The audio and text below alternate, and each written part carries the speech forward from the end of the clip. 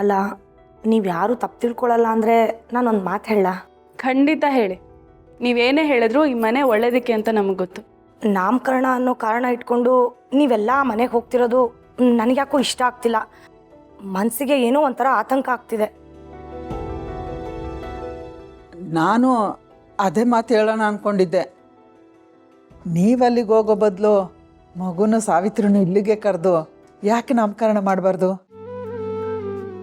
ಹಾ ಎಂಥ ಮಾತು ಹೇಳಿದೆ ವಿಶಾಲು.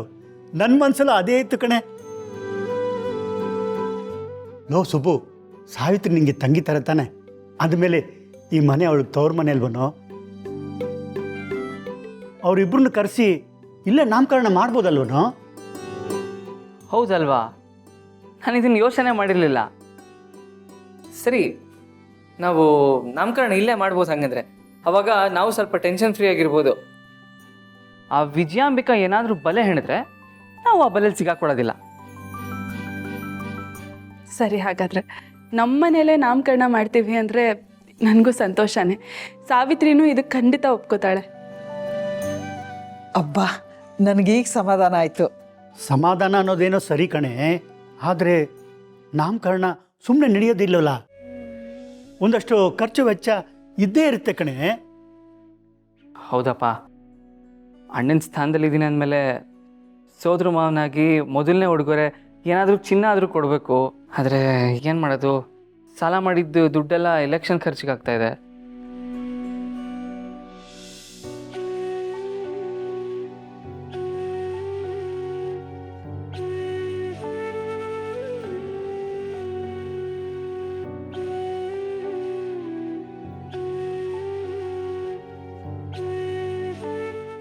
ಸುಬ್ಬು, ಇದು ತಗೋ.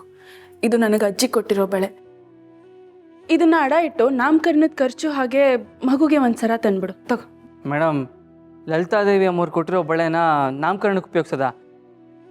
ಬೇಡ ಮೇಡಮ್, ಇದನ್ನೆಲ್ಲ ಆಡಾಡೋದು ಬೇಡ. ಸುಬ್ಬು, ನೀನು ಇಲ್ಲ ಅಂತ ಹೇಳೋ ಹಾಗೆ ಇಲ್ಲ. ಸಾವಿತ್ರಿ ಸಾಲಿಗ್ರಾಮದ ಹುಡುಗಿ, ನಾನು ಸಾಲಿಗ್ರಾಮದ ಮನೆ ಮಗಳು. ಇದು ನನ್ನ ಕರ್ತವ್ಯ. ಅವಳ ಪ್ರಾಣನ ಒತ್ತೆ ಇಟ್ಟು ನಮ್ಮಪ್ಪನ ಪ್ರಾಣ ಉಳಿಸಿದಾಳೆ. ಅಜ್ಜಿ ಸೇವೆ ಮಾಡಿದಾಳೆ. ಅಂಥದ್ರಲ್ಲಿ ಅವಳ ಮಗುಗೋಸ್ಕರ ಈ ಬಳೆ ಕೊಡೋದೇನು ದೊಡ್ಡ ವಿಷಯ ಅಲ್ವೇ ಅಲ್ಲ.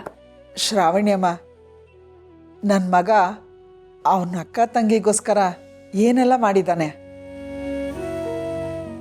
ಎಷ್ಟೇ ಕಷ್ಟ ಇದ್ರೂ ಕೃಷ್ಣನ ಥರ ರಕ್ಷಣೆಗೆ ನಿಂತಿದ್ದಾನೆ. ಈಗ ಸಾವಿತ್ರನು ತಂಗಿಯಾಗಿ ಒಪ್ಕೊಂಡಿದ್ದಾನೆ. ಹಾಗಿರುವಾಗ ಕಷ್ಟ ಆದ್ರೇನಂತೆ, ತಂಗಿಗೋಸ್ಕರ ನಾಮಕರಣ ಮಾಡಲಿ ಬಿಡಿ. ನೀವು ಈ ಬಳೆ ಮಾತ್ರ ತೆಗೆದು ಕೊಡಬೇಡಿ. ನನ್ನ ಹತ್ರ ಚೀಟಿ ಅದು ಇದು ಹಾಕಿರೋ ದುಡ್ಡು ಸ್ವಲ್ಪ ಇದೆ, ಅದನ್ನು ಕೊಡ್ತೀನಿ ಅವನಿಗೆ. ಹೌದು ಕಣಮ್ಮ, ಐಶು ಹುಟ್ಟಿದಬ್ಬಕ್ಕೆ ಅಂತ ನಾನು ಸ್ವಲ್ಪ ದುಡ್ಡು ಕೂಡಿಟ್ಟಿದ್ದೆ. ಅದನ್ನು ಬೇಕಾದರೆ ನಾಮಕರಣಕ್ಕೆ ಖರ್ಚು ಮಾಡ್ಕೊಳ್ಳೋಣ. ಮುಂದಿನ ವರ್ಷ ಐಶು ಹುಟ್ಟಿದಬ್ಬನ ಚೆನ್ನಾಗಿ ಮಾಡ್ಕೊಂಡ್ರಾಯ್ತು. ಅಮ್ಮ, ದುಡ್ಡು ತೊಗೊಂಡು ಬಾ. ನಾನು ಆ ದೊಡ್ಡ ಸಾಸಿವೆ ಡಬ್ಬದಲ್ಲಿ ದುಡ್ಡಿಟ್ಟಿದ್ದೀನಿ, ಅದನ್ನು ತಂದುಬಿಡು. ಒಂದು ನಿಮಿಷ ಬಂದೆ.